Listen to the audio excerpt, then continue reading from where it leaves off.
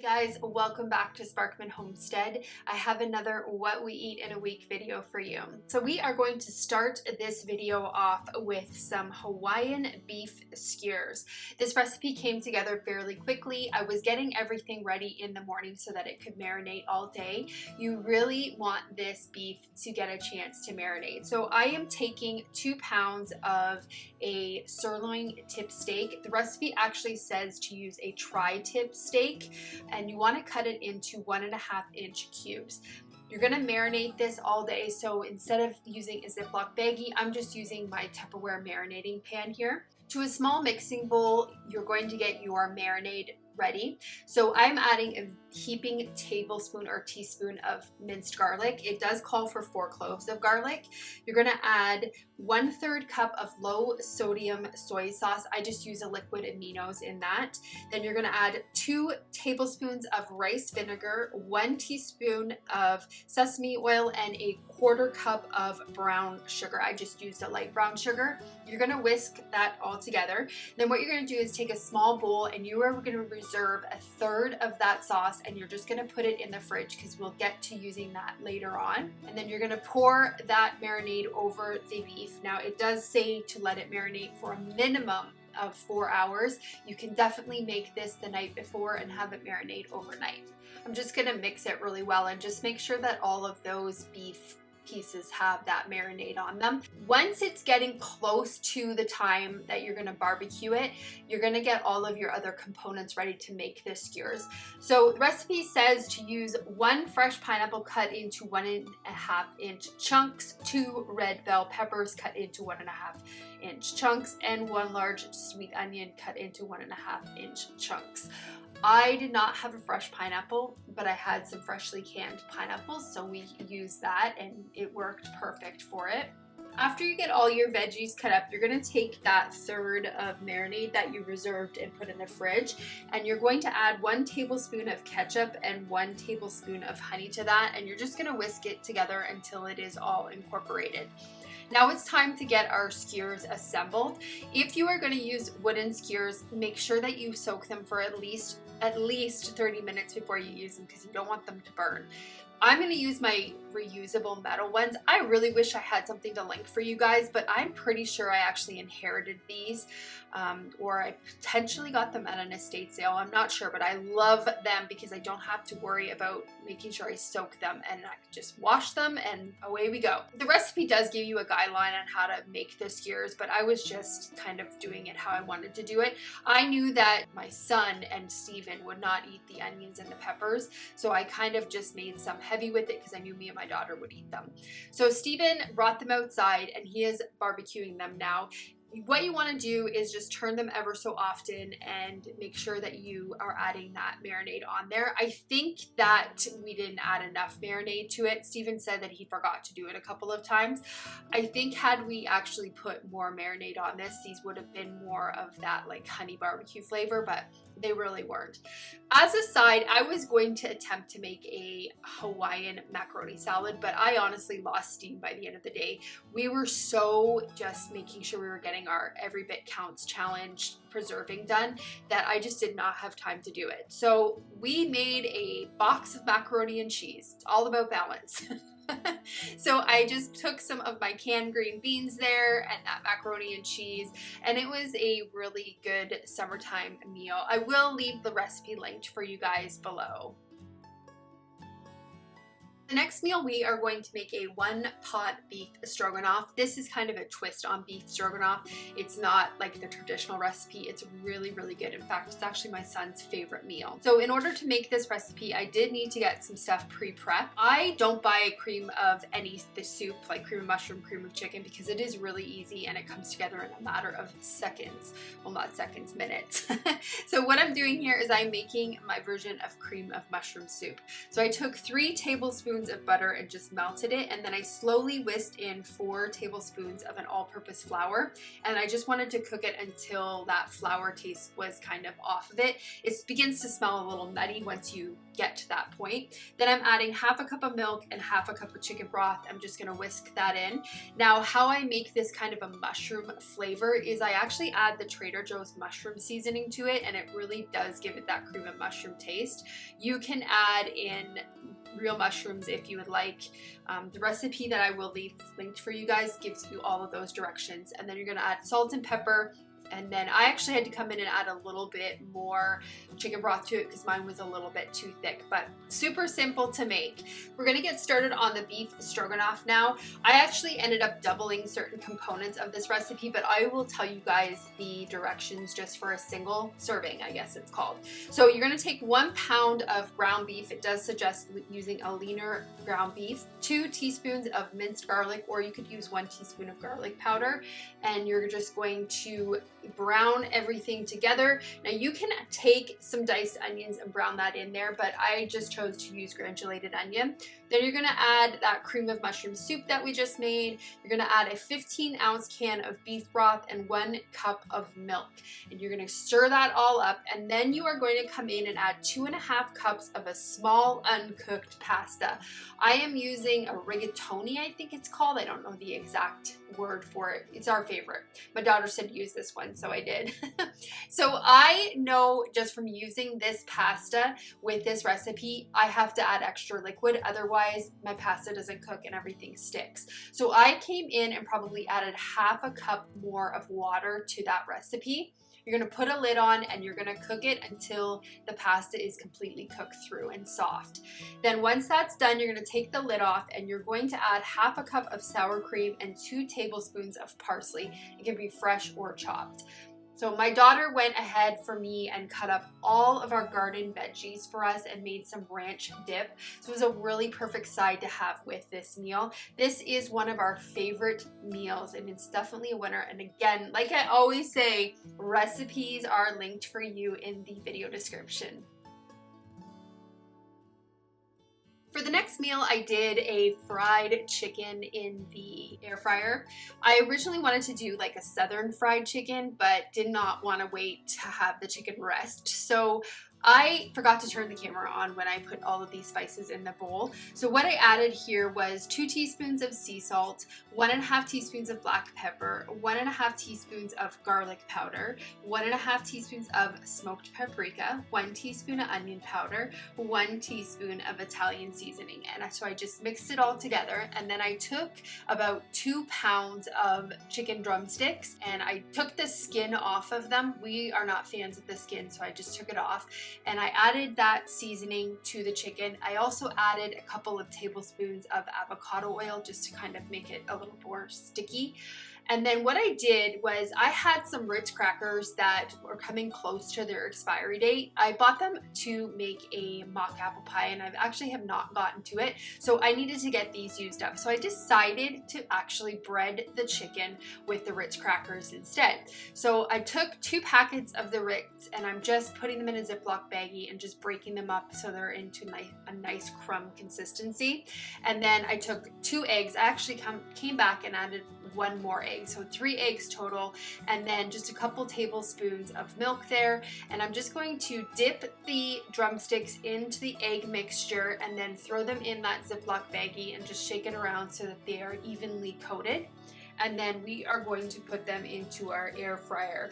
Now the air fryer needs to be set at 350. We're going to preheat it. So you set it at 350, preheat it for 7 minutes. Once it is done preheating, then you are going to turn it back on to 350 and you are going to cook these drumsticks for 18 minutes. Halfway through the 18 minutes, you are going to come in and you are going to spray them with an oil. I just use an avocado oil. I actually realized that I needed to spray them before I actually turned it on. So the next couple batches, I remembered to do that. So I'm just spraying both sides here. But when you are at the halfway point, you're just gonna flip them and then spray the other side. And then you're gonna put it back in for the remaining of the time. That was all good. This turned out so amazing. amazing. Steven's like, this is the best fried chicken he's ever had. That's what he told me. So I think he was just starving though. So I decided to make like a pasta dish on the side. I have a whole bunch of pre-made pesto in my freezer that I made last year, and I am trying to do a really big freezer clean out. So I'm trying to get everything used up that is in there from last year. So I decided to use some of that frozen pesto. So what I'm doing here is just taking some noodles, and I've heavily salted this water. I really want the noodles to be nice and salty, and I'm just gonna cook them until they are soft. I'm just gonna give them a really quick rinse. I don't wanna rinse them too much because I want some of that cooking liquid on there. I'm gonna add them back to the stove top. So there is my frozen pesto. I am leaving it completely frozen. I'm not thawing it at all because these noodles are hot. It's going to melt that pesto really quickly. At this point, when I was adding that pesto on, I did not even have the burner turned on. I turned the burner on to a really low heat and added about 2 teaspoons of butter to it because I wanted to add like more of a creamier texture, so I added butter to it. I also added about 2 tablespoons of Parmesan cheese just because my pesto didn't have enough in it. So that is that dish. It turned out so perfect for like a really last minute decision. Everything just worked together really great. So I also made on the side some blistered shishito peppers. I didn't show you guys in this particular video how I made it because last week's video I actually show you how we end up making them, plus that garlic aioli sauce. So we had some shishito peppers on the side. We're trying to get them eaten up because my plant is now like just pumping them out. So we are fine with having it every night.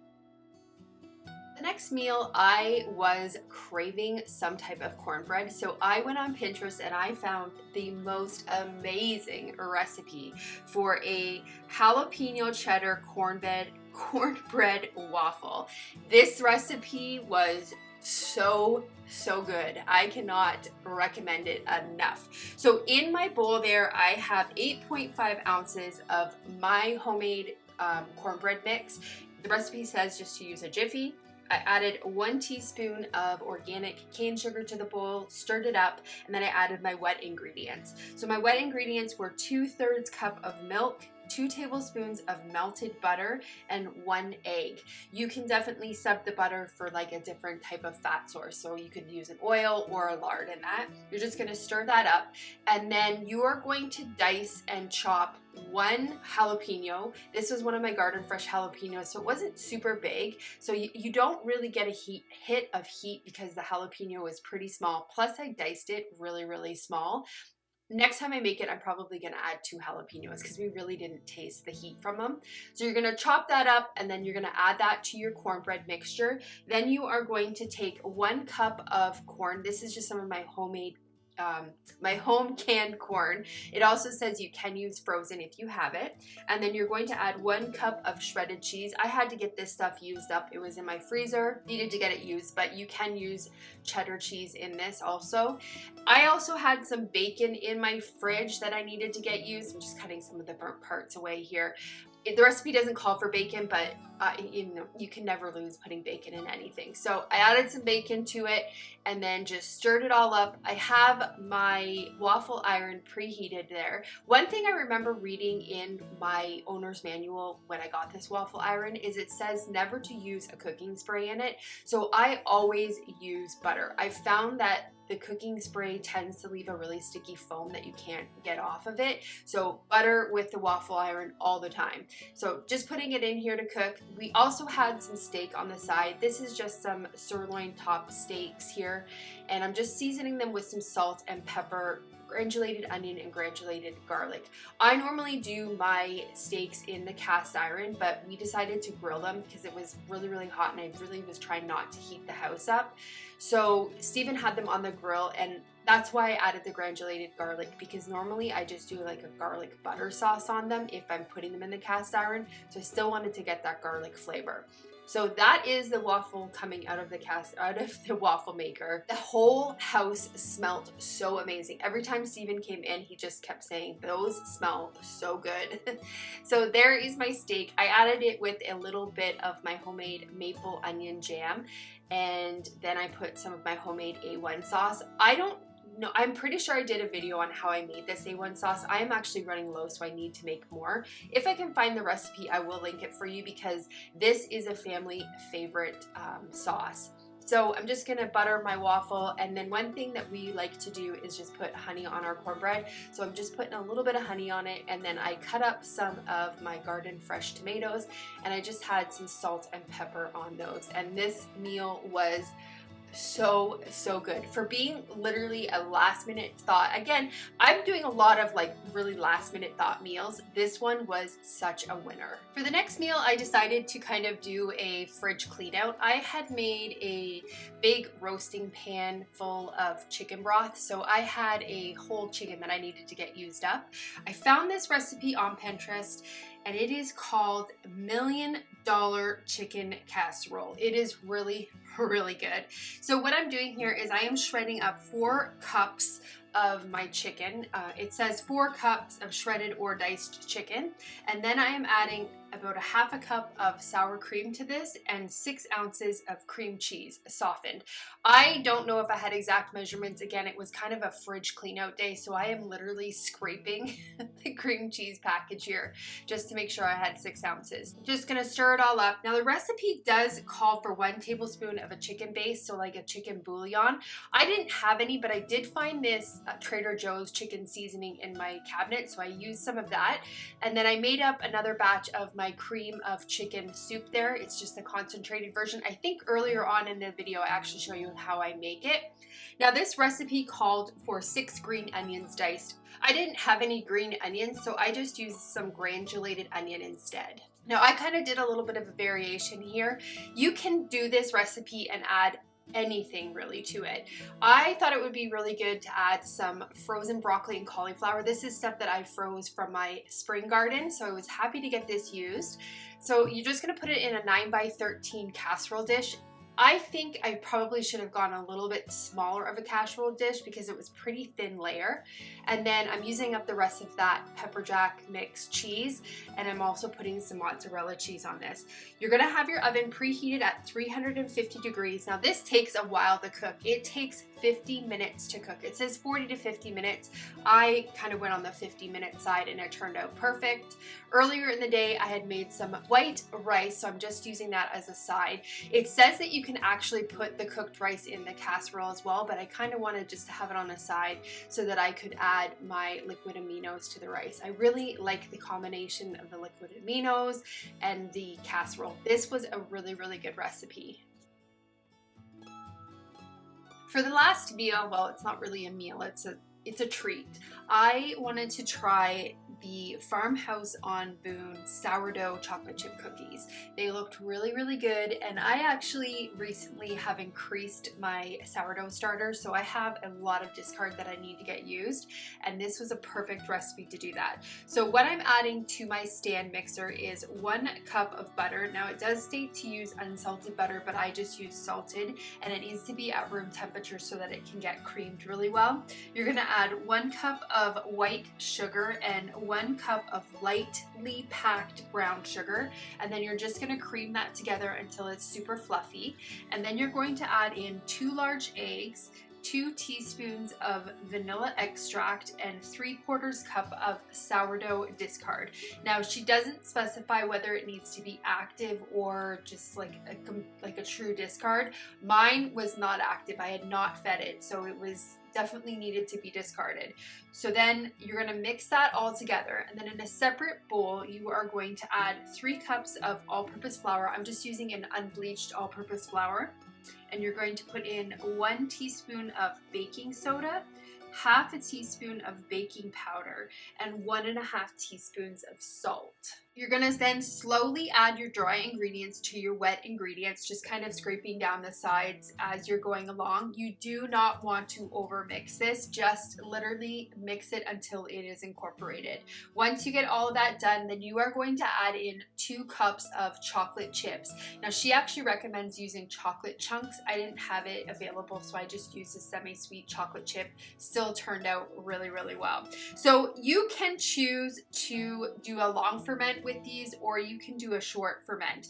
It does say to chill in the refrigerator for at least 1 hour or up to 2 days for a longer fermentation. I actually put these in for 24 hours. So I'm just gonna cover it with a wet towel, and then the next day I took them out of the fridge and then we're going to get them cooked. So I have my oven preheated at 375, and you are going to bake these for 10 to 12 minutes or until the edges start to turn golden brown. She says not to overcook them, because if you do, you actually get a cake-like consistency, which definitely happened to me. As soon as my oven got really warm, the other batches, like my first batch turned out perfect, but the other ones actually turned out cake-like. So you're going to remove them from the oven and immediately transfer them to a wire rack. These cookies were really, really good, and I'm definitely going to be making these again.